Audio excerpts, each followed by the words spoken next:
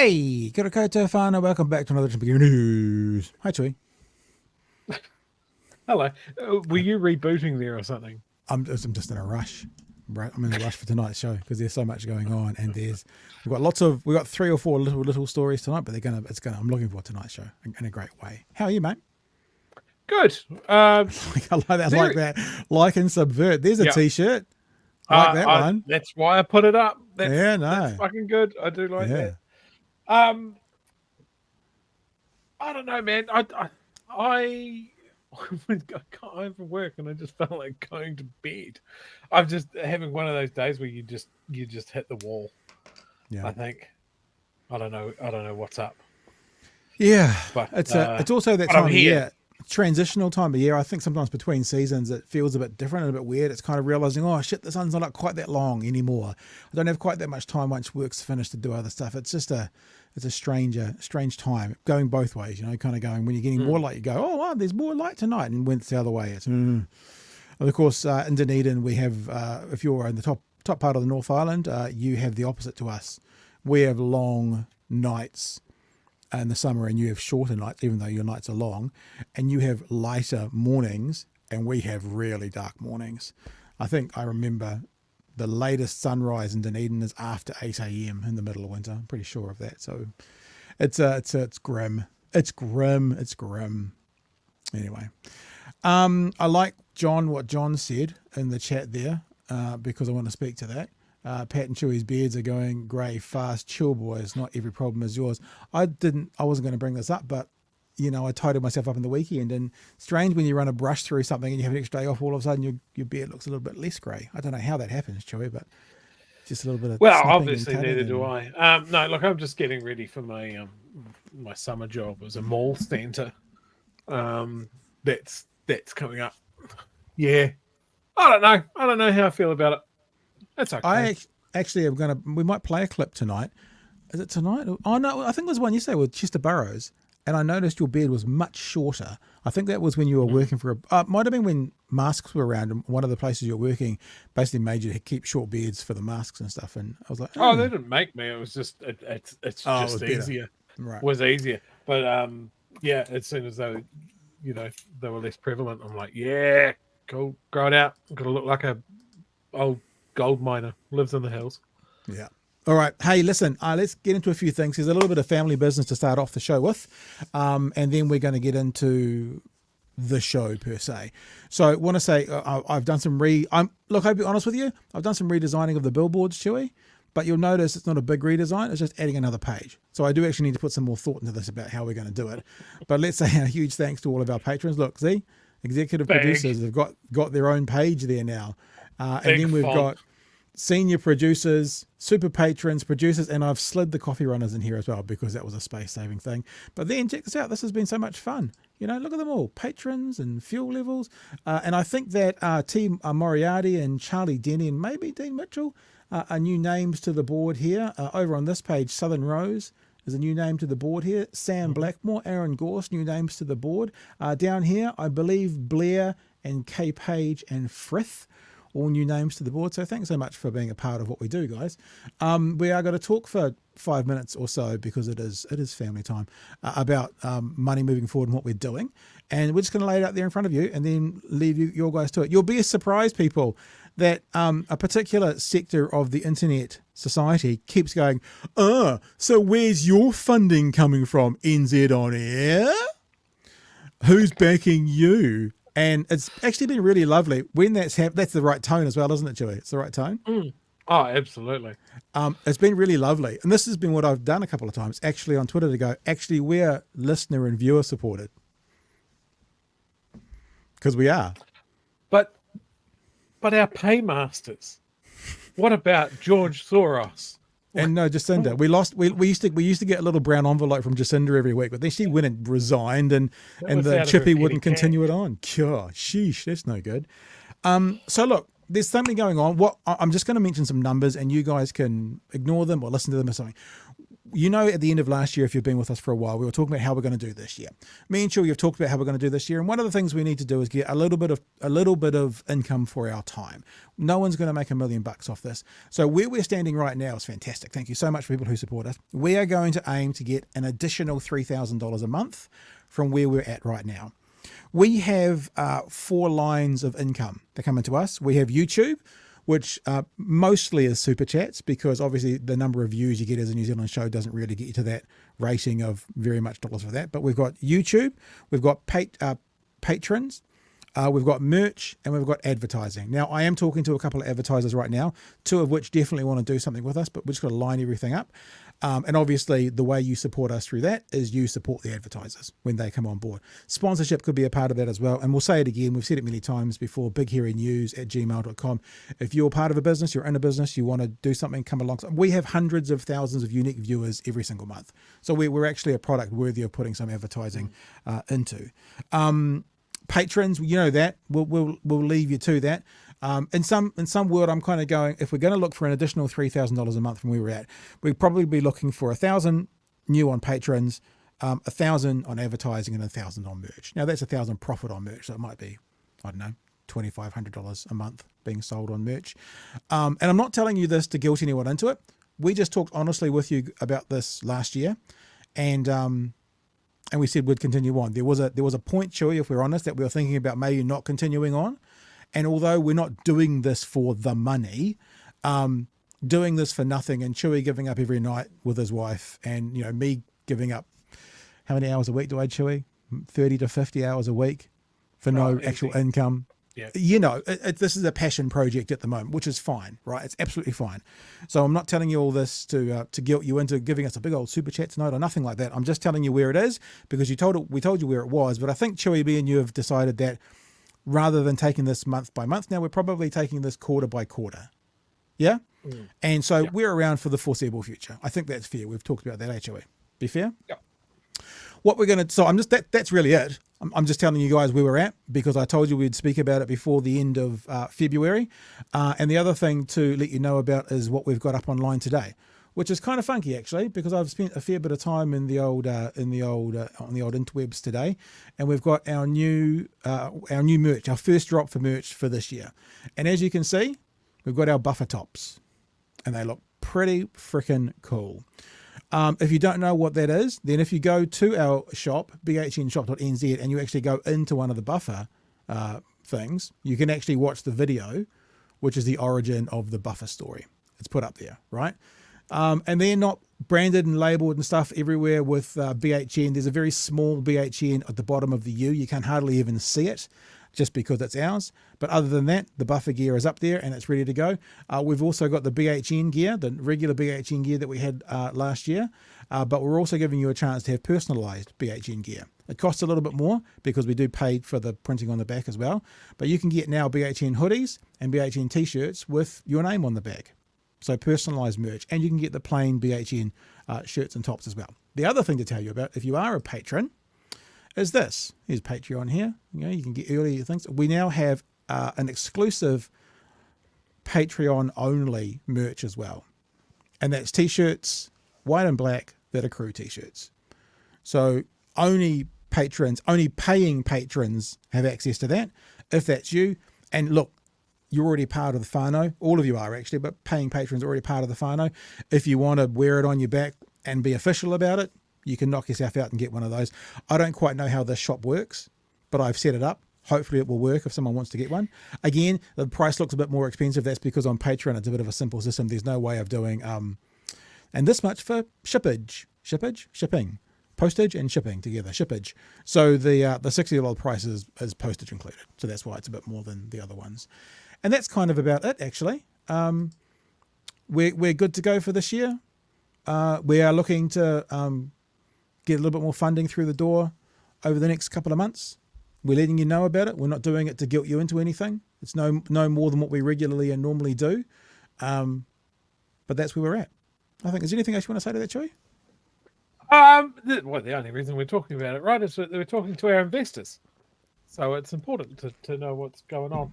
Yeah. I think when you're talking about, quarter by quarter, I think I have a very clear idea in my head that we need to be really have a good head of steam up for the budget, because if the chatter that we're hearing out of our government at the moment is anything to go by, this upcoming budget could be fucking devastating.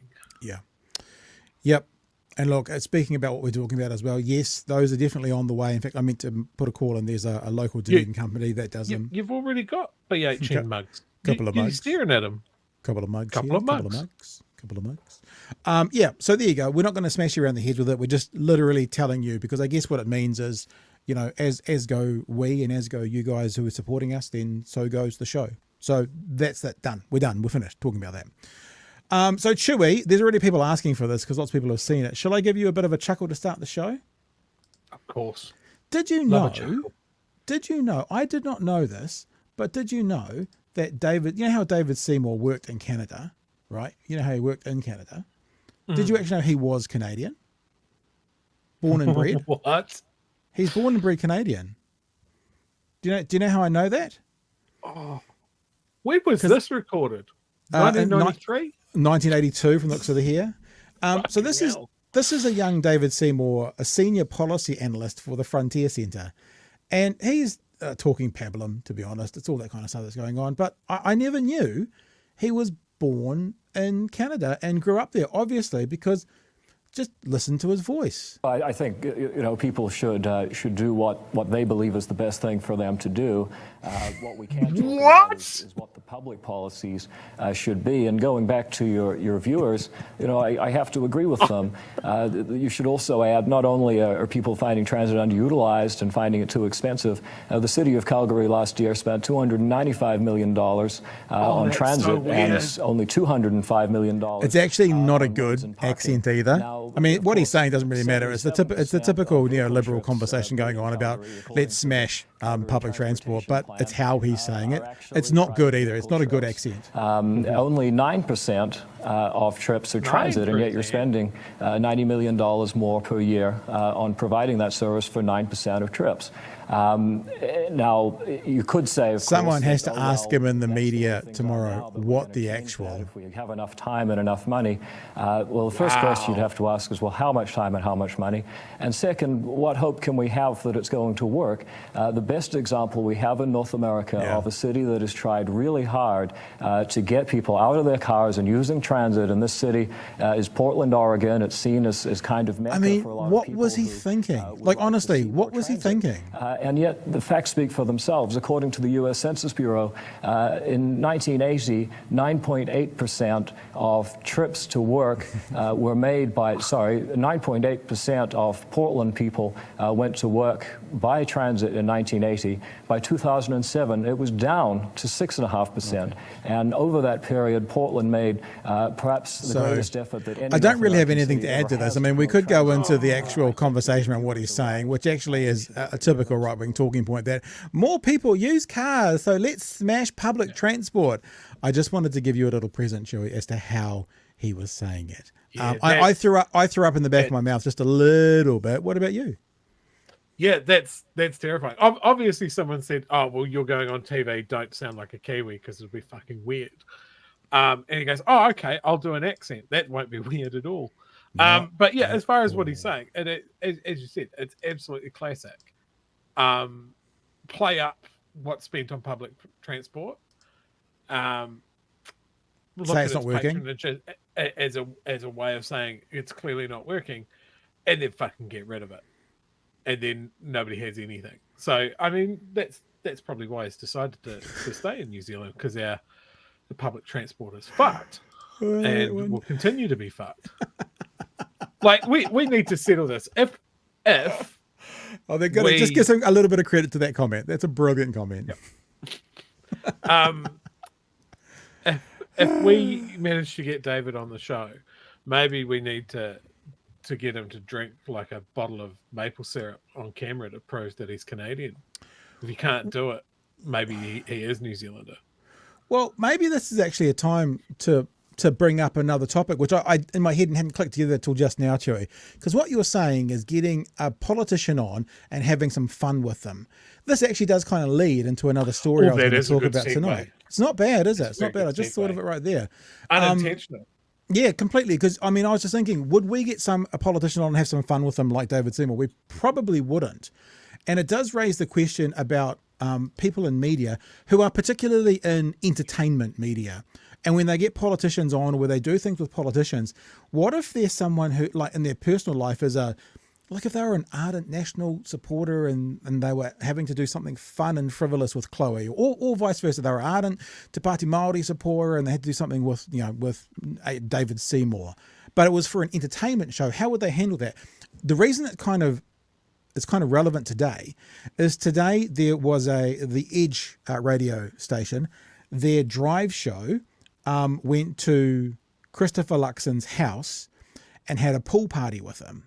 Now, oh, for God's sake, what happened was, I mean, look, dude, you say for God's sake, I get it. I mean, it's music radio. So this is what I'm saying. It's like, that's what they do. They try and get people with profile, and they try and do, I mean, stupid things with them. Didn't John Key get inside a fucking jail or something at the Rock one morning? Isn't it like inside a... Yeah, and I hated that too. Sure. But it's what they do because they're not necessarily pro or con. Well, maybe they are, but this is the question. So here's a bit of the story, because what happened was pro-Palestinian protesters turned up outside Luxon's house whilst the Edge was having their pool party. Blood on your hands!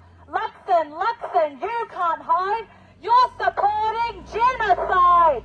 Luxon, you can't hide. Save their children! Save them all! Shame on you, Christopher Luxon. It must be shameful to have people of every demographic in this country call you out. You just swim in a pool full of privilege. To be really honest, I don't know if that was a particularly good slam. You just swam in a pool full of privilege. I'm iffy on that one. I get the point, but I'm iffy on the verbiage there. Just a little hint for next time.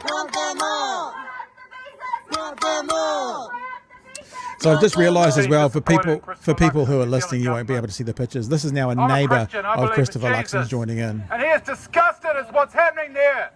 Or a troll. I'm not sure which one. It is genocide, dude. That you work for the people. We don't work for you. This is not a company. This is a country. Act as a father, act as a human being, and act like our Prime Minister because it is your job. Free! So it's an interesting conversation to have. Like, I used to be involved in entertainment media. I worked for music radio. I worked for Māori FM, and I worked for the hits. I was classic hits at the time, and I've done that.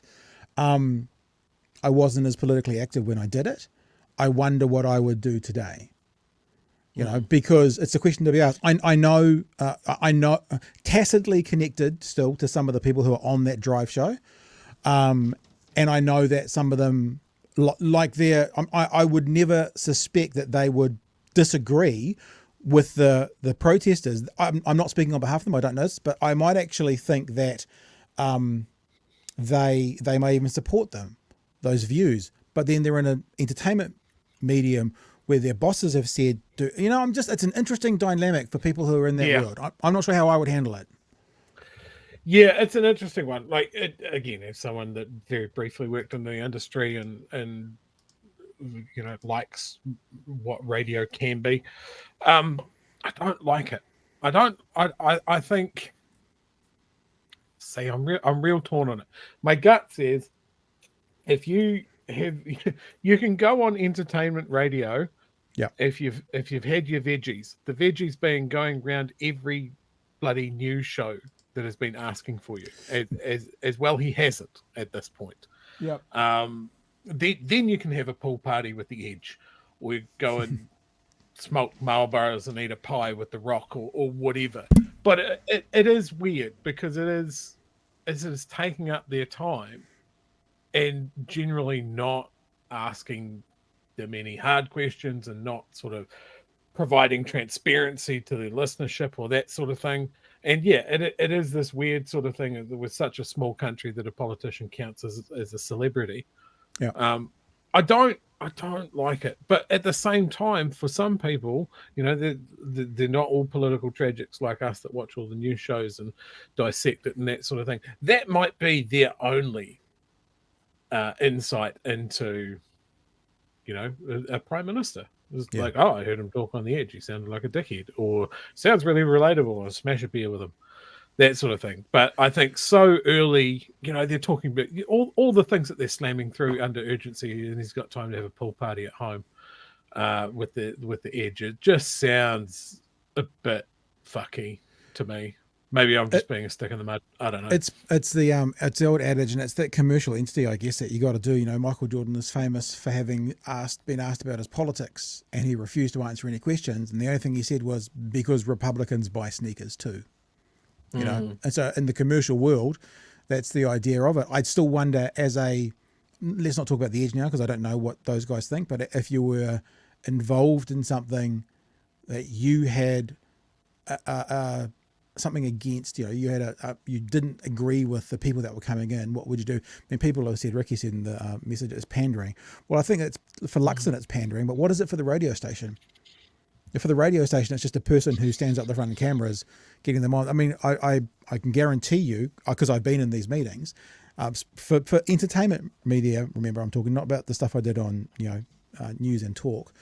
It's just, let's have some fun with this person who's got a high profile. It's never any deeper than that. But maybe after these kinds of things, or if these kinds of protests continue to happen, maybe entertainment media will think more about, maybe it isn't just a photo op with a person in front of the camera. But it did make me actually, this is ironic, led me into another little tangent here, Chewy, which is if you're going to actually do a protest, or if you're going to do something, you should do perhaps what Justine Sax did today. Justine Sax, of course, who was a friend of the show and came on the other week that everyone seemed to love. Shall I just let her explain it? I won't even tell people what it is in case they haven't seen it, because it's utterly brilliant. Let's see what she did today. Kia ora Aotearoa. I'm here on this really shitty day to talk to Mr. Christopher Luxon. This is his office. I'm Justine. I'm the co-convener of Stand Up, the youth union network of the CTU. As some of you will know, the government's 90th day in power is coming up, and their 90th day trial is coming to an end, and we just want to talk to them about the future of their employment, utilise some of those flexible labour market tools the government has passed under urgency.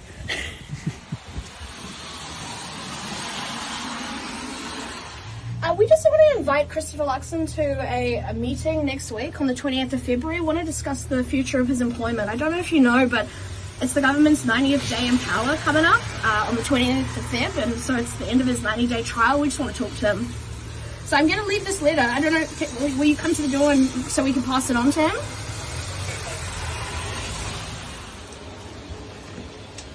Hi. Yeah, so we've written this letter for him. Yeah. Remember that he must be invited to bring a support person. Hopefully he gets that. All right, Luxon, you've been invited. Now, you are expected to reasonably meet with your employers if asked to, so we'll see you there. Thanks, Chris. There you go. So that was gold, absolute gold. So there you go. So if you're going to protest, like WWJD, what would Justine do? There you go. Turn that into something. So yeah, I thought that was very, very good. Anywho, thoughts, shall we? That was brilliant. I had seen some of the graphics that they'd done for what they were about to do, but I hadn't put two and two together and know that it's obviously friend of the show, Justine. So yeah, good stuff. Very good. All right, shall we get on with the actual show? We had enough farting around and having chats. 24 minutes of preamble. I think Fantastic. that, and everyone's watching is going to go, well, duh, you of course. This government is doing something at the moment very, very obvious. It's like, when people talk about you hide it in plain sight, hiding things in plain sight, because then people can't go, no, what are you talking about? Like, well, no, we've been talking about this for months. This government is overtly and actively talking about public-private partnerships or potentially privatisation fully when it comes to infrastructure. Now, a story today that we're going to get to that leads into this is the conversation around schools and infrastructure in schools. Now, being fair, this is not a national problem, the infrastructure in schools. This has been kicked down the can and kicked down the can and kicked down the can. And you'll hear some of these principals say, well, the last government promised us that, and the one before them as well. The big difference here is that this government is giving tax cuts and money back to landlords over fixing up their schools. mean, I think you've got to probably at least say the last government didn't go spending money elsewhere to not do schools. I'm not giving them a pass for not doing the schools, but it's not quite such a blatant, here, landlords, here, rich friends and donors. No, sorry, schools, we have to restart this. So that's basically what they've said. They say they're restarting, and the schools are saying you cannot hit pause, you must press on. Let's have a look at the story from tonight, and then we'll go through and I'll demonstrate to you what they're doing with getting us all ready for public-private partnerships or potentially privatisation. Pause. That's the message from a school principal waiting on the redevelopment of her neglected facilities as the government re-looks at the cost of school building projects. 20 projects have already been paused and up to 350 could be scaled down or scrapped, with the government accused of prioritising tax cuts over classrooms. Benedict Collins reports. Leaking roofs, run-down classrooms, even rotting buildings. You can smell the mould, there's roof leaks everywhere, there's dampness in the walls, our floors are like waves in the ocean. These are the conditions children with intellectual and physical disabilities face at Somerville Specialist School in Auckland. We've got students that are very vulnerable with respiratory conditions. They've been waiting for a rebuild for quite a while. We're desperate. We're beyond crisis point. We've been promised a new school rebuild for more than 20 years. Successive governments have made this promise to us. They're waiting too at Newlands Intermediate in Wellington, where they're bursting at the seams. The school is in bad repair. The school needs some new buildings. We've got an expanding role. Currently, we're at 151% capacity. They were hoping for a new building. Now the Ministry of Education is giving them the silent treatment. But it was going to be... And just remember, this is the Ministry of Education that this government's told you have to save money. You have to cut back. 6.5%, please. You got to cut back. And now part of the ministry is going, oh, yeah. So again, we cannot and we will not hold this government accountable for the condition of these buildings. That sounds like it's been a 20-year lead up to now. But we can hold this government accountable for the decisions they're making today that are going to impact these schools actually getting it fixed this term. Now, I know people are going to go, well, why not last term? That's fair. Why not the term before? That's fair. If you keep doing this, then you'll just put it on to the next term and then the next term. But I'll keep coming back to that thing. The one difference is this government, Shui, is giving tax cuts, money back to the landlords. So they're emptying the coffers and then not fixing things. That's the difference I see at Shui. Yeah. No, this is like a special needs school. And we saw the state of it. Yeah, and Newlands, I know that area well. I could believe that. Yeah, they could well believe that they're at 150% capacity, and we know through multiple studies that classroom size heavily influences how much those kids are able to learn.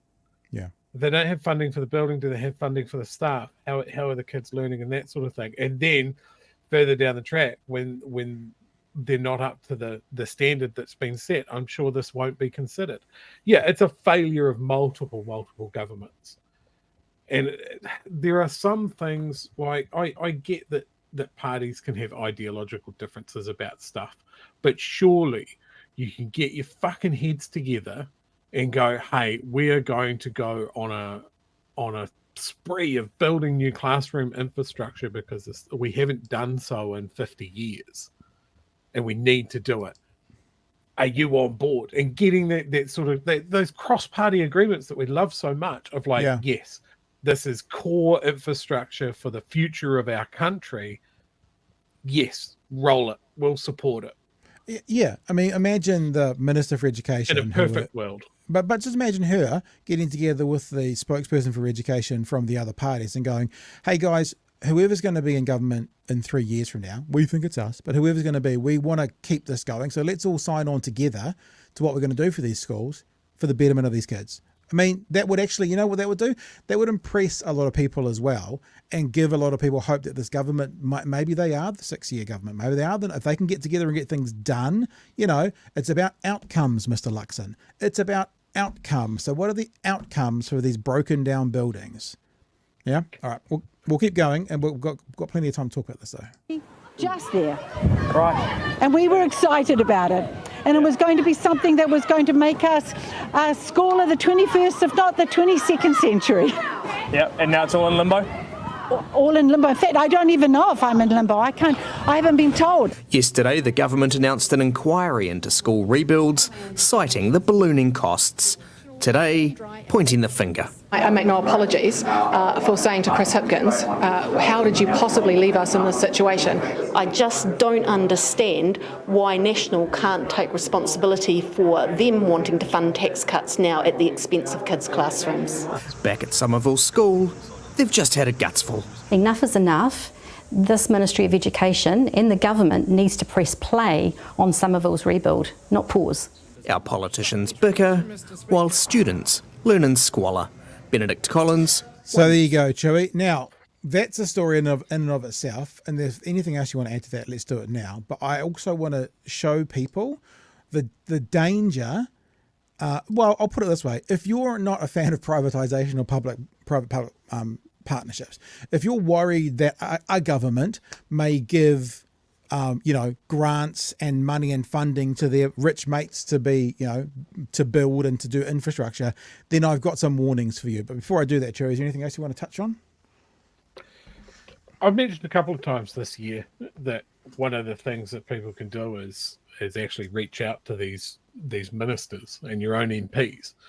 And maybe this is this project for this week, is telling them to get a fucking move on building workable classrooms for kids, because it's the future of the country. These guys can't bang on about educational achievement and all of that sort of thing and then give them literal black mold filled rickety shacks to learn in. Like, we take quite a bit of pride in the fact that we've got a decent education system. It's not just a failure of National. I'm sure it's a big project, and I wish that they'd stop blaming each other and just get on with it. Yeah. But maybe they need to hear from us. Maybe it's time to email Erica Stanford and say that these schools need support, and they need the politicians and the departments to sort of put the bickering aside and just roll with it. I have doubts whether that's the end game, is actually to build schools in the traditional format. But let's see. We'll carry on and see if that's what's on the tables for them. So let's have a look at the AM show this morning. Now, this first clip is only like 12 seconds, right? And then I'll stop and explain it. It's really important for us to hear what Luxon says and remember what has been said in the past. Here's the first thing about outside groups. They're going to bring in outside groups. They're not hiding it anymore. Outside groups. Because the funding isn't in place. And so, what we're doing is having a short, sharp, surgical team come in, outside, quickly get to the problem, have an answer in May, and actually set up a way going forward so we don't have this problem dealing with this going forward. So they're not hiding it, right? Outside groups, outsides are going to come in. But what's happening, not just with Luxon, but this language is happening with others as well, is when they start talking about, maybe this government agency, maybe this department is not the best to be in charge of the infrastructure. Yeah. This is this morning. This is on breakfast. This is talking about the schools. Well, we'll have to go back to it and go through each of those schools and their individual cases and either rescope those projects, maybe delay some of them. But again, that's going to be our focus of as we go. As we've found this information out, we've been moving very quickly to try and get to the bottom of it. But then we've got to ask some better, longer-term questions, which is fundamentally, who actually should be running school projects and buildings? Because who should be running school projects and buildings? Who should be doing that? Should we be getting those education experts to run the buildings, or should we get someone else? Should be running school projects and buildings, because it is something that happens every day across New Zealand. There's always a project on the go. The question is actually, are the Ministry of Education actually the right people to do it, or are they better to stay focused on educational policy for our kids, for example? That would be a legitimate question to be asking. So at the moment, they're being very careful, right? They're going, we're just asking questions. We're just putting questions out there. We're just asking questions. But let me remind you of what he's just said. Like, who would be the best? This is 2 months ago, Nicola Willis talking about the ferries, okay?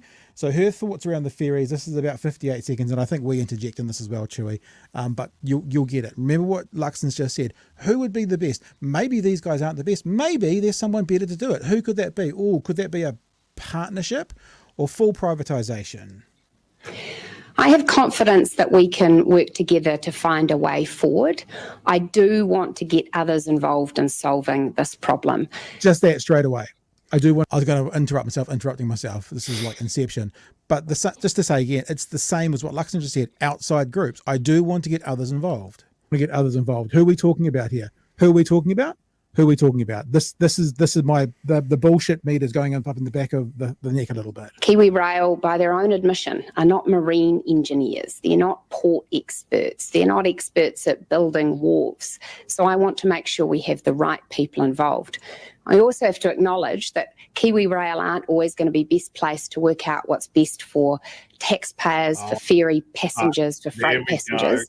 They're going to be the best people to work out. They're not going to be the best at figuring that out. But this consultancy, they'll probably be much better at it. What's best for Kiwi Rail's passengers and freight. But we need to take a look at the bigger picture and work with all of the people involved here. When you say you want to get other people... So there you go. So it's the same message, right? It's the same message coming out about infrastructure.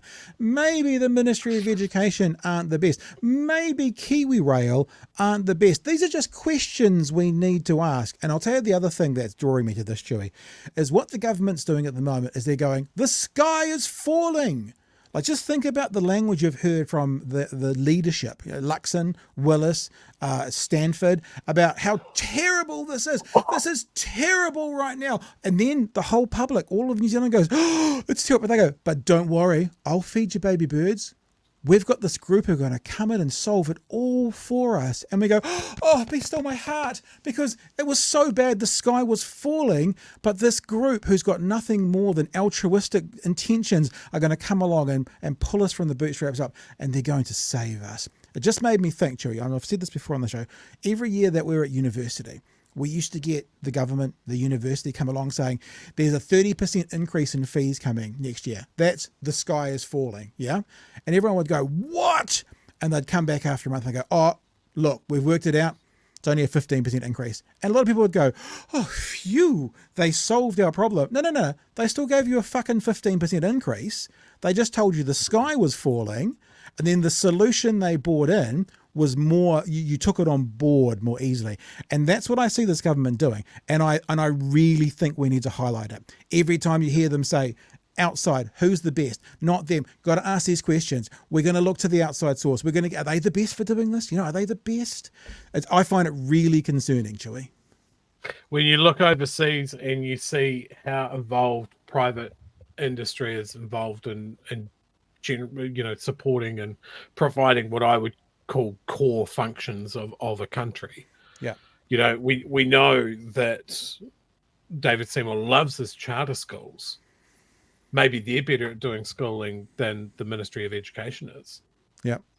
We can't possibly, there's no way that the Ministry of Education can approve school construction and find a construction company to do it and run it on a budget. There's just no way that they can do it.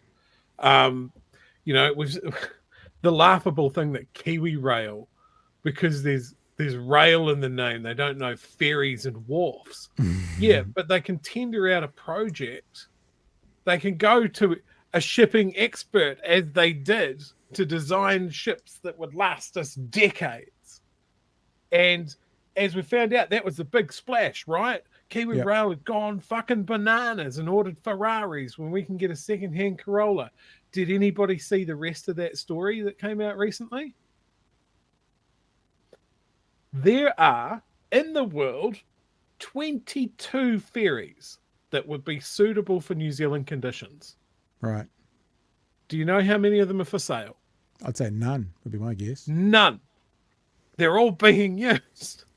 So we've cancelled the ferries in the hopes that we can get a second-hand Corolla, and there fucking isn't one. This is the party of infrastructure, isn't it? Isn't that always the thing, that they're better at roads? They're better at big projects because of the innate ability of the businessmen that run the National Party. And it's all fucking bullshit. Ministry of Education has built schools for decades. and has built school infrastructure that has lasted for decades. And it is time to renew and refresh that based on new demographics and looking into the future. National don't do long-term thinking. So it has put me immediately into a panic spiral. You know, they've completely fumbled the ball on our ferries. An absolutely vital piece of national infrastructure. And they've fumbled it because the decisions were made under the Labour government, so therefore immediately bad. We won't look into it.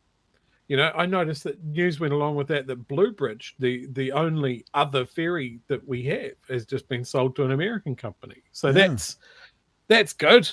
You know, a core piece of asset, not in our control. That's fine. I'm sure nothing bad will come of it. But yes, we will see this. We have assets that people can make money off. Education, infrastructure, medical, you know, all things that are ripe for the picking if they just run them down enough, if they destroy people's trust in them. And when they do that, they're going to destroy the trust that people have that work for them, the teachers, the medical staff, all of that sort of thing. I don't even need a crystal ball for this. I need to look behind us, because this is the National Party of the 1990s, the asset strippers, the mean-spirited, like, if you don't have a good enough job, then you're scum. If you don't have a job at all, you're fucking scum. You know, it is meanness, and the mask is just starting to slip, and we're not even out of 100 days yet. Yeah. Like this, in my heart of hearts, when I was talking about what a national government would be if they won, when I was talking about it last year, I did not think it would be so bad so quick. I was expecting like a basic level of competency, a lack of hypocrisy. Yep. A basic level of competence, and it's not there. Like, but this is also why anyone this that was is not around from the 90s could. But that's what I'm saying. This is also why it's not your dad's National Party. It's not even the National Party of John Key, although I want to talk about that in a second, when he sold 49% of state assets, because I see there's a relative issue with that for today.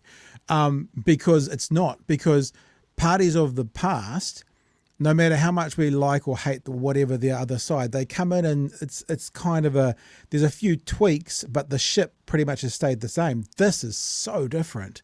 This is it sounds really weird to say, but they're doing what they said they would and worse. Where in the past, they would do some of what they said they would. They'd have to work with other parties, would counsel them, but they're doing what they said they would and worse. I bring your attention to the anti-smoking and worse. Remember, said this before, the people who are just absolutely clapping and thanking the good Lord for this National Party-led government at the moment are petroleum, for getting rid of the EV stuff, and big tobacco. Can you think getting to the end of your 100-day plan and having the two groups be most grateful for you to what you've done in the 100-day plan are big tobacco and big oil? I mean, this is what we have. And, you know, a lot of people are going to be watching this and go, just cry your liberal tears. I love it. For people like me and Chewy, I mean, things will change, but we're not the most vulnerable in this country. Always, this hammer comes down on the most vulnerable, and it's the most vulnerable that end up paying for it, whether it's giving that money back to landlords, whether it's, you know, and then they increase the rent on the places where the most vulnerable are living. It's the most vulnerable who see the least in these situations and get impacted the most in these situations. And okay, tangent. Chewy, I saw this thing the other day, right? This lunatic tweeter out there making fun of the Gays for Gaza group. Going, oh, I like it. You should go over there. They'd kill you all. And I just thought, you know what? That actually might be true. But what you're telling me is if someone doesn't align with your ideology 100%, you are never going to be empathetic for them or fight for them. So in other words, let's say that if in Gaza it was dangerous to be LGBT, right? Fine, let's just say that. Even though that these people still have empathy for what's going on there.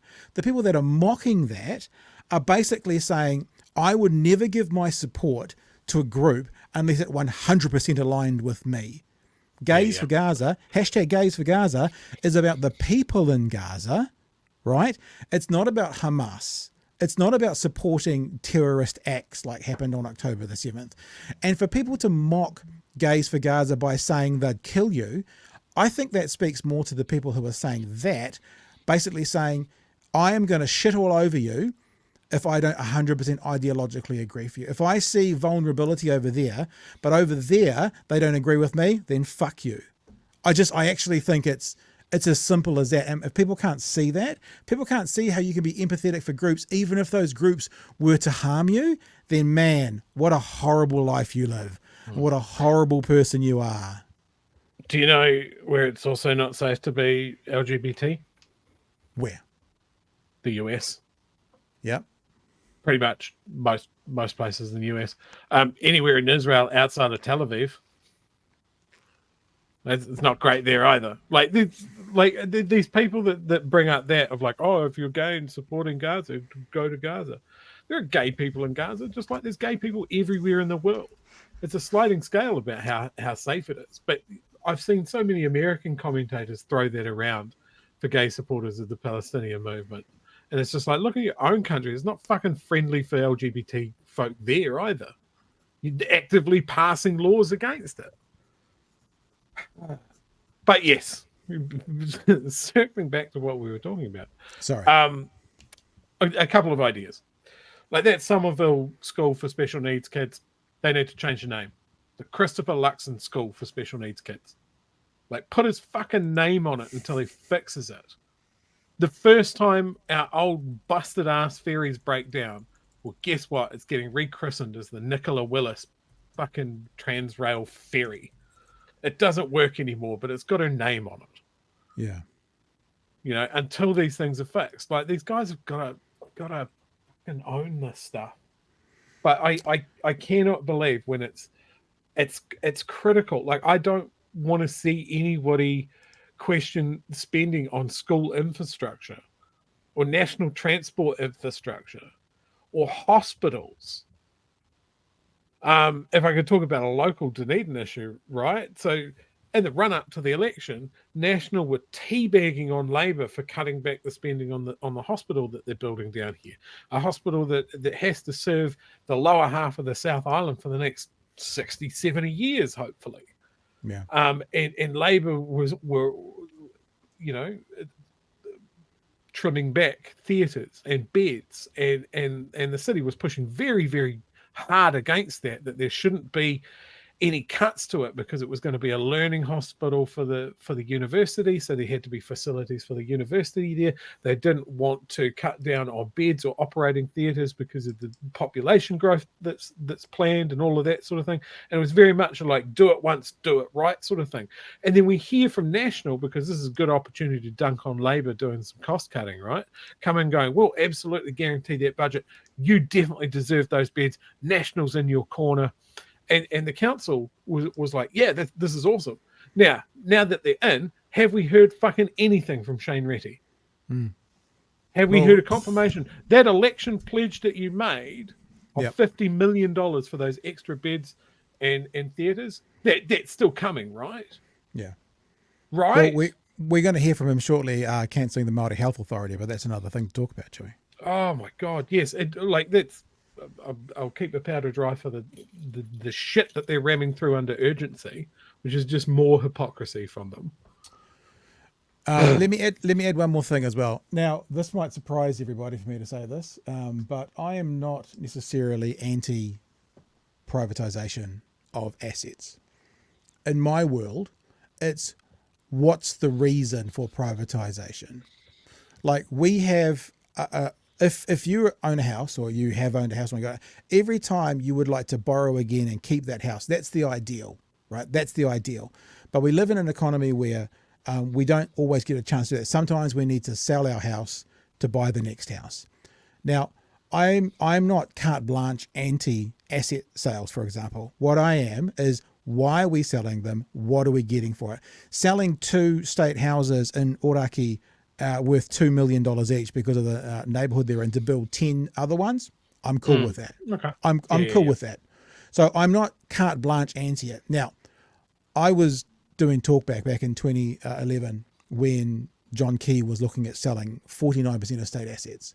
This does have a point, Joey, to come back to what we're talking about today to do with school infrastructure. It does, honestly. And I can remember clearly, I had to look for it online today and I couldn't find it, but I can remember clearly they said they were selling state assets, and one of the things they needed was they needed to paint some schools and to refurbish some hospitals, right? And I That's all said, good stuff. but that's not a good enough reason to sell state assets, because in 25 years from now, when you have to paint those buildings again and upgrade the hospital, you've sold your asset. What are you going to do then? So literally, they talked about painting school buildings and upgrading hospitals, right? And what are they talking about today? They're putting out all these hints, which are like public-private partnerships. They're putting out all these hints like, we don't think these are the best people to do it. They're talking about either privatizing or public-private partnerships for the equivalent of painting schools, buildings, that kind of stuff.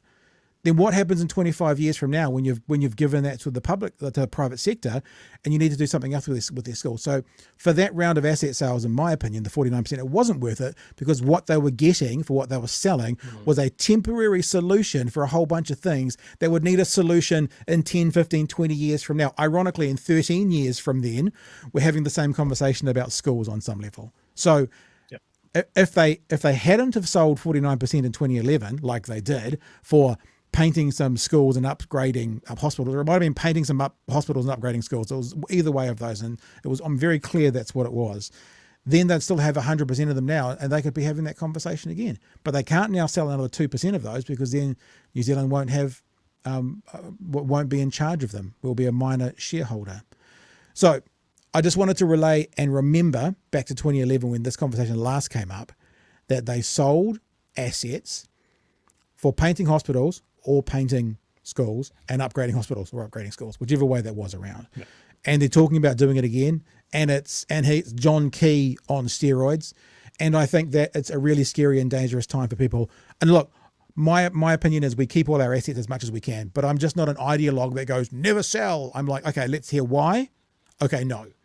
We're selling those too expensive state houses to build 10 more? Sure, I'm okay with that. You know, as long as it's not displacing human beings, I'm okay with that, if it works well. You know, selling state assets to give a dividend back to landlords because you don't have enough tax take, I'm not about that. So that's how I look at the world, Chewy. Yeah. And I think when I say, hey, look, the budget coming up is going to be a bloodbath, I think that it is stuff like that. Like, we have seen the promises that this government want to keep. And there's been lots of stuff of like, oh, well, maybe we don't build schools, or maybe we don't buy this critical piece of infrastructure that'll last decades if we do it well.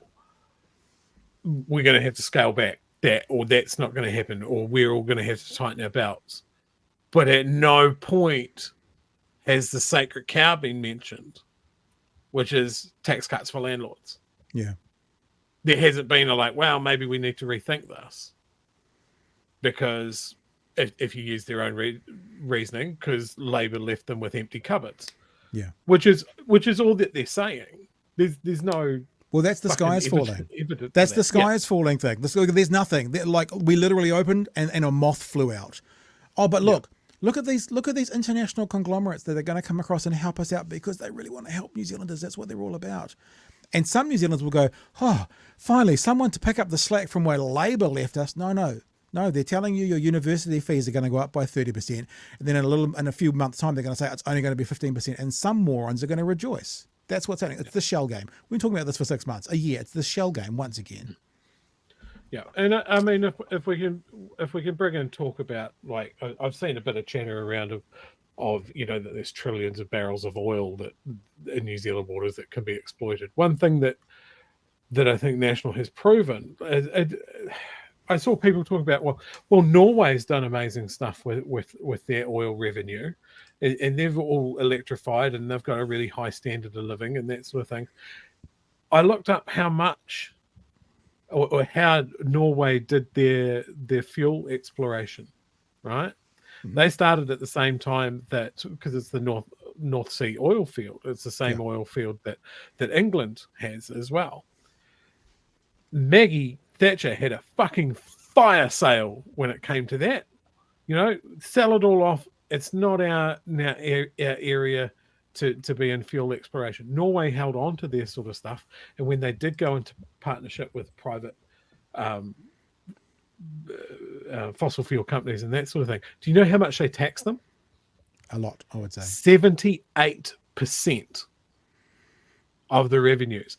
Now, traditionally, New Zealand has not been good at exploiting stuff for the benefit of. We get a foreign company, they clip all the tickets, they claim all of their expenses, and we get the crumbs at the end. We don't build something of our own. And I'm not saying that we need to go out and exploit that oil field. It needs to stay in the ground. But I'm just saying that when a private company is involved, we do not make it hard enough for them. We do not get what we want first.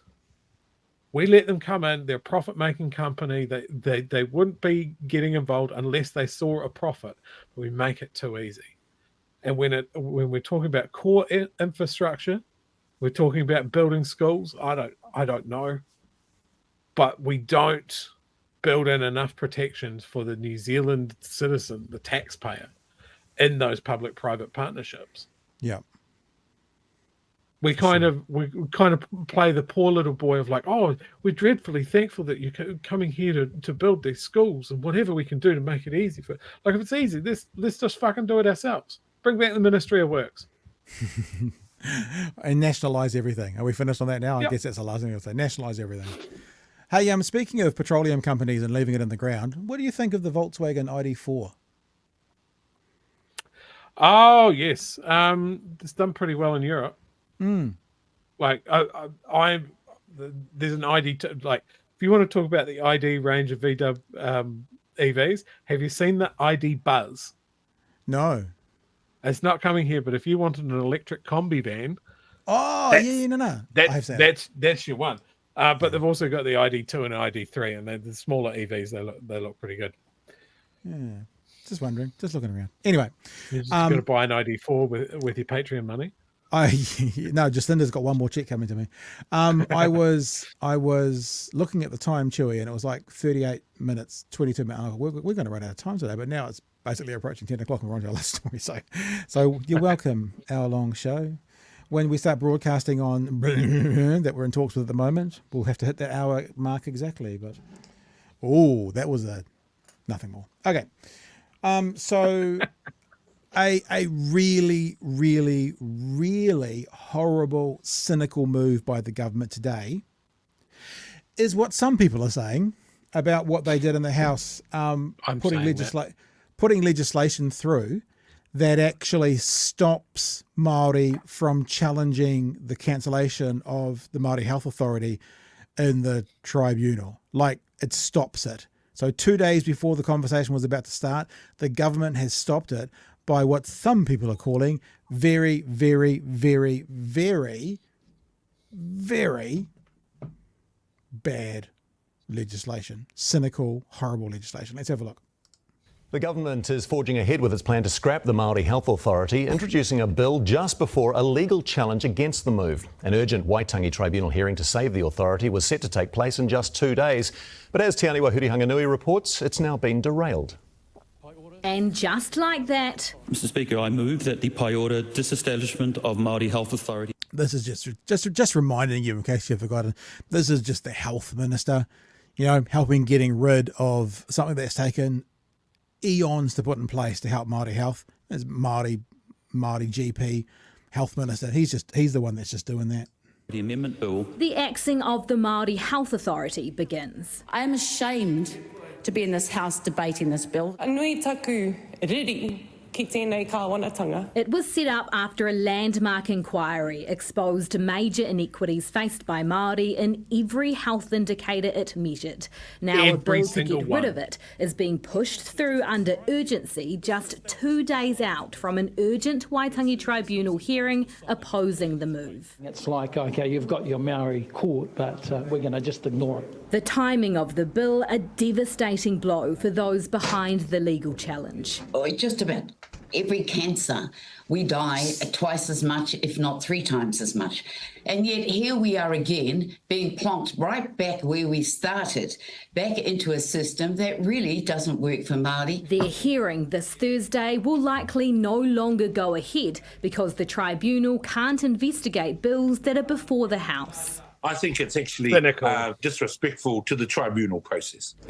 Yeah, so pretty ugly. Pretty ugly that someone, I can't remember his name, but there's a guy who worked for Trump, Miller was his surname. He looked like a vampire. Oh, Stephen Miller. Stephen Miller. Like and every time a revolting, disgusting, albeit clever, cynical piece of legislation, it was always tied back to him. I just don't know who was the person who was smart enough to figure this out and evil enough to put it through. That if we do this, boss, then they can't challenge. What do you reckon? Yeah, it's cynical. It's so cynical that they know that the Waitangi Tribunal can't look at it if it's currently in front of Parliament. Yeah, there's no other reason to ram this through. And look, and this is the government that criticised Labor for using urgency, and I have problems with urgency a lot of the time when people use it. Like, it's meant to be for stuff that's urgent, right? This isn't. They're trying to hit an arbitrary mark of these are the things that we decided that we were going to do in the first 100 days. Yep. Which is a bullshit metric that has just become more prevalent. Like, I think it's an American thing as well.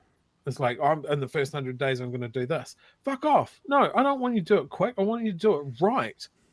And by putting something through under urgency, you remove a big chunk of our democratic process. Even more so in this example, because there's a challenge from the Treaty of Waitangi.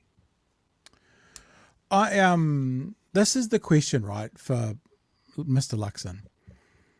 He said before the election, it sounds like he basically said he is happy to give money, he agrees with giving money to Māori for Māori Health. To which, of course, he was asked, well, why are you cancelling the Māori Health Authority? And from memory, the basic response was he wants it localised, not centralised. Now, whatever. Let's just say that they do have a plan to figure out how to get that money to Māori for Māori, whatever that looks like, which is what the Māori Health Authority is. This has taken 2, 3, 4 years to put together. How do they think they're going to be able to do anything in this term, even if that was, I'm trying to be gracious here and say, even if that was on their honest answer and they were being honest actors, it's going to take years to put in place.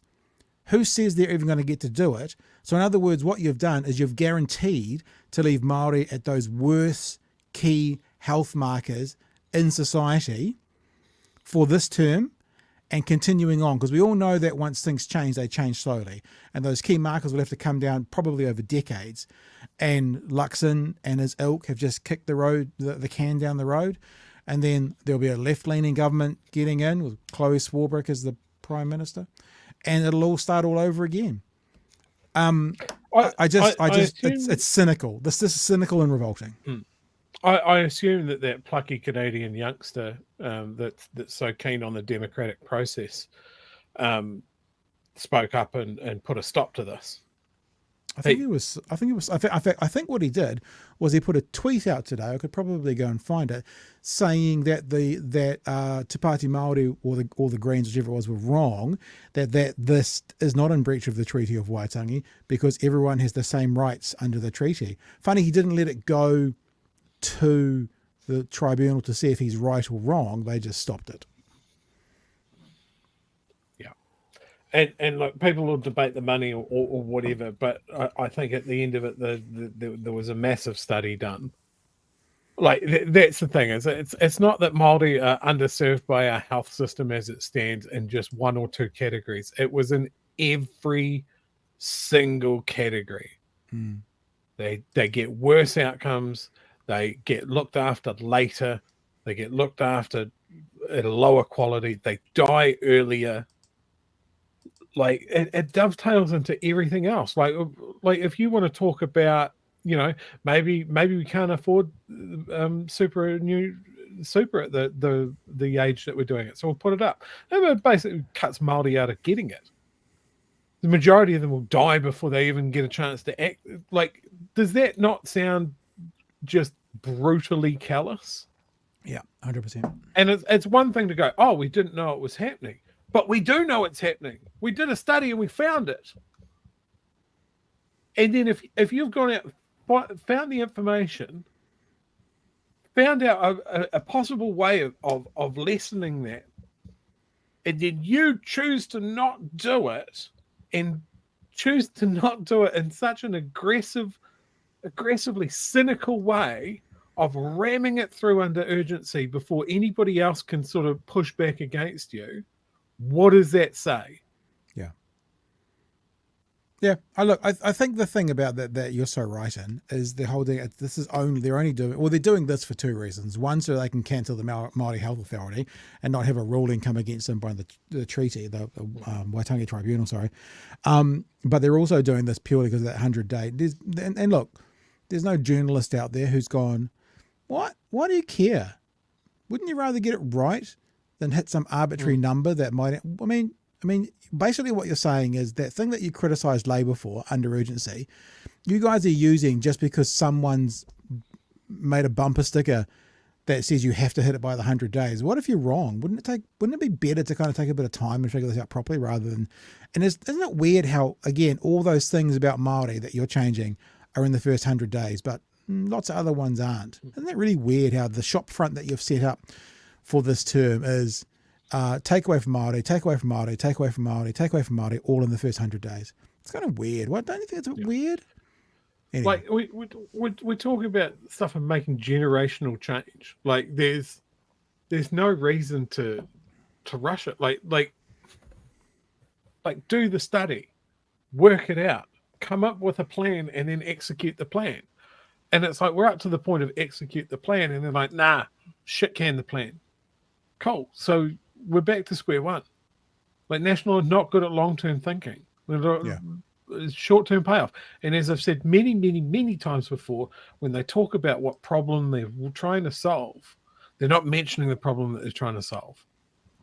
We want to be in government, and now the problem is I want to stay in government. Yeah, 100%. And they'll keep talking about vibes, and they'll keep weaponizing disharmony in our country. And that schism between Māori and non-Māori, they're going to keep playing that. That's their greatest hits, man. The band's going to play that for the next 3 years. Yeah. And it is going to be fucking ugly. And I'll say it again, Luxon is over a barrel, because I'm sorry, I don't believe David Seymour or Winston Peters would stay the path of keeping them in power if they felt like they were being undermined. I know they were going to say, "Oh, it's signed a contract and it's all in agreement." Well, yeah, but so did Winston Peters before he, pulled out a national to do New Zealand first. I just don't believe that it's as solid as it perhaps looks. So I think that I wouldn't call Luxon a lame duck prime minister, but I think he's over a barrel with these two, and they'll keep pushing as hard as they want. This might end up being, in fact, I think it was Simon Wilson who coined the phrase last year. We had an opportunity to either get the most progressive. He didn't say alt-right, or the most alt-right government we have ever seen. And we've gone the path of the most alt-right or most fascistic, or whichever word you'd like to use in there. So, hey, let's play some more of the story so we can get to the end of it. Mm-hmm. Government rejecting accusations it's trying to avoid scrutiny. The Waitangi Tribunal will still be able to critique the legislation after enablement. We're just working our way through the 49 actions that we need to complete by March the 8th. That's what's going on. You don't need to. Need to complete, yeah, want to complete, because we made a stupid promise, and if we don't, Labour will say we didn't do it. That's actually the only downside, is that Labour and the Greens will poke fun of you. So rather than being poked fun of in the House, you're fucking it up for tens if not hundreds of thousands of New Zealanders. So you're worried about getting a bit of shtick from the other side of the House more than the decisions you're making today under urgency, which could root hundreds, thousands, tens of thousands, hundreds of thousands of lives. You're a fucking moron. But Crown lawyers have been opposing the legal challenge from the outset. In December, they told the tribunal an inquiry would be premature. By the way, Mr. Luxon, we're having a pool party next week. If you'd like to come around, it'd be lovely to see you.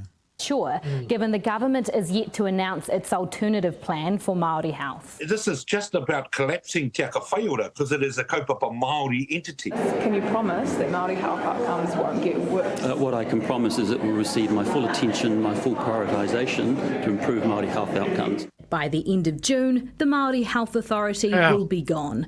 Te Aniwa Hurihanga Nui, One News. So there you go. Under urgency, cynical. We don't want to be looked at. Don't check our workings. We're not going to do background checks. We're not going to take official advice. This is the government we have in right now. And yeah, again, I'll say it again, second time tonight, there'll be people who go, "Go, you guys lost." It's like, it's actually not about that. I'll say it again. We're not. I wouldn't say that we're privileged or wealthy or whatever like that, but we're not the most vulnerable. They're the people that are going to be hurt the hardest, the most vulnerable. And unlike the people who are mocking the gays for Gaza, I can look at a people group I'm not a part of and empathise with them and want what's best for them, right? I can do that. People who think that the gays for Gaza are being ridiculous because they'd be killed, you can't do that. You can't look at another group, another people group who you don't agree with and feel empathy for them. I can do that. I can look at another people group that I'm not a part of and go, I actually want you to be successful. Whether I use some pablum like we're only as strong as the weakest link or whatever. I mean, that's what Māori are in this country. We're only as strong as the results Māori achieve in this country. And the Māori Health Authority was something to help those achievements go up, which helps all of us, right? And I can see that even though I'm not a part of it. And that's, yeah. You just reminded me of something. I kind of meant to mention this yesterday, but something I saw this amendment to the act that will allow pseudoephedrine back on chemist shelves. Yep. Remember the idea with banning things with pseudoephedrine in was that it was a precursor to making meth, basically making meth easier. Yep. So we got rid of it. One of the things that was an absolute priority for David Seymour was to amend the act so pseudoephedrine specifically could come back into pharmacies, which is a bit strange. But when I'm talking about how maybe people need to become more involved in the democratic process and make submissions and stuff, there was a call for submissions on this act. Do you know how long it was open for? 7 minutes? 12 hours. Oh, God. There was a call for submission, so you'd have to go to the website and actually fucking have a look at it. By the time, I can tell you from a retail point of view that it takes 2 weeks for people to notice that there's a sale on. How long do you think it would take for people to realize that there is a call for submissions on something? You have to specifically be looking for it for a start. To just put it out there and say, yeah, we definitely value the public submissions. Oh, it just seems that we haven't got one, so nobody cares. Like, I don't particularly have a dog in the fight of whether we should have pseudoephedrine on the shelves or not, but it's just, I think, an example of how sneaky and underhanded this can be. Like, these guys will bleat about the democratic process and the erosion of democratic freedoms and all of this sort of stuff. And then they're doing this nasty shit. It's just projection. It's always projection. Do you know what I reckon is going to happen? You heard it here first. Ram raid numbers are supposedly going down at the moment. You watch the smash and grabs on pharmacies. You watch them skyrocket after this goes through. Because, of course, I mean, I know that there's an argument that says, that says we're only, it's only small numbers, and people who are cooking pee and stuff, they're trying to get, hundreds of thousands or thousands of tabs for precursor from offshore. But there's small independent growers or cooks and that kind of stuff. And pharmacies will see smash and grabs go through the roof. Absolutely going to happen. Do you know the other, I'm going to say, unintended side effect of all of this this talk about Māori lately? I don't know if you've noticed it on Twitter, because you're still on Twitter. But certainly I've noticed it in comment sections on news sites and Facebook and that sort of thing. The amount of anti-Māori rhetoric that has spewed out just the most horrible racist tropes has been turbocharged right by this sort of discussion. It's given oxygen to some of the worst people out there. And again, when we're talking about our new merch and stuff like that of be a buffer for Māori, it's because they're copping it. And it's a very lonely place to be out there thinking that nobody's got your back. Well, hey, why don't we just do this right now, in case people don't know what we're talking about. So this is just the question that you asked, Chewie, nothing more. Let's have a listen to the be a buffer thing. One question.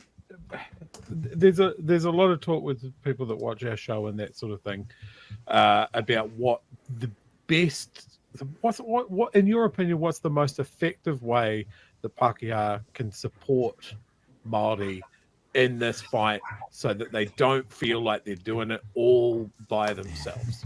Good question. Oh, thank you very much for that question. Great question. Because it's one of the things, my Ngāti Kahu, so I'm the chair of Ngāti Kahu way up in the far north, and I've asked them what instructions that I could take to Tūranga Waiwai, and one of them was that we ask our Tauiwi allies, which includes our Pākehā allies, if they could please come and help us by being a buffer between us and the Crown, and challenge the government, challenge the Crown, because if you can see what's happening to us, for heaven's sake, instead of us having to say it, because they don't listen to us, instead of us having to say it, would you please say it?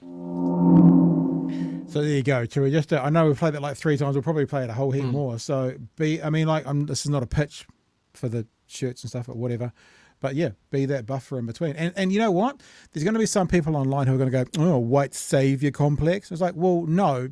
Professor Margaret Mutu, possibly one of the most respected, if not the most respected Māori academics in the country, has actively said, please come and help.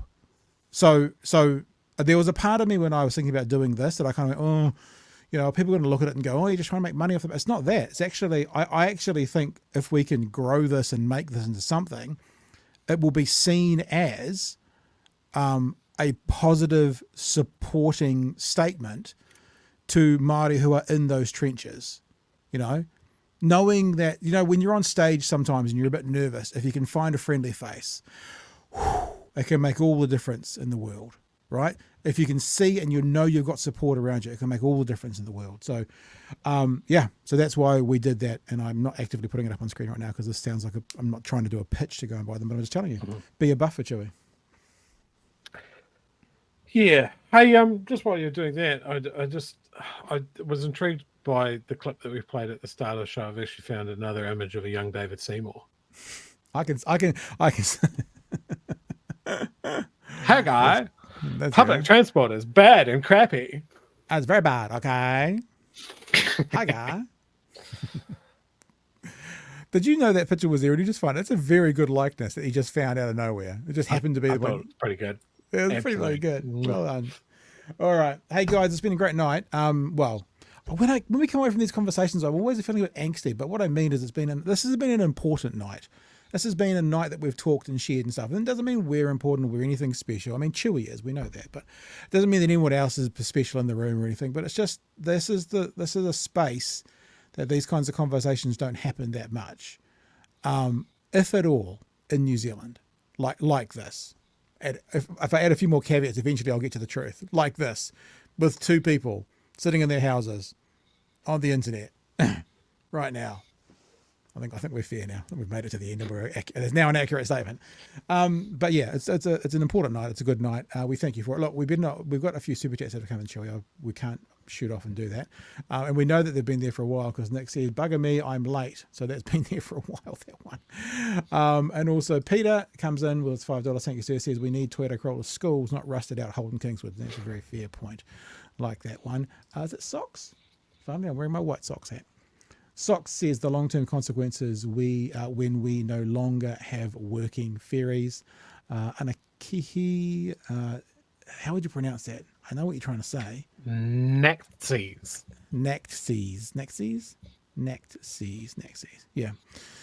Yeah. So important. And any other star chats you want to put out there? Rob wants some jugs. Yeah. Oh, Toby Jugs specifically. Okay. Well, we have to find an artist for that. I'd fucking do that. You sound like you don't know, like a caricature ceramic mug of myself. Yeah, I do. There's artists out there. And look, actually, this one here, Patreon store is odd. It didn't ask which address to ship it. And I see someone's bought one tonight, but I've actually taken them down because I'm like, we'll figure it out. Like whoever's bought one tonight, contact us and we'll make sure you get the right size and all that kind of stuff. But remember what we do with these drops is you order over the period we're doing it, which is until Thursday week, and then we make them. So we've got plenty of time to figure it out.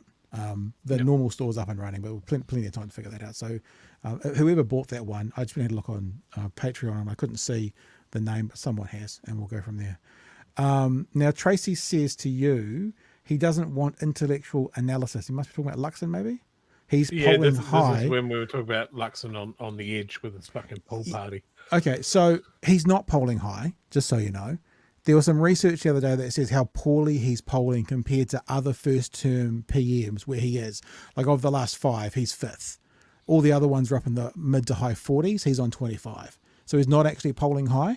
Now, I've said this before in the last few months. Polling means nothing right now. But if you compare this time period with Ardern, Key, Clark, maybe it's just the 3 of them, they're all double his polling points will be right now. So the party might be polling pretty well, but he's actually not. Anyway, why would he actually wants to be relatable on the edge? Maybe. Why would he actually do something open and honest? He's winning, doing very little. Well, they are winning. I guess they're putting through whatever they want. Yeah. More. Thank you. Okay.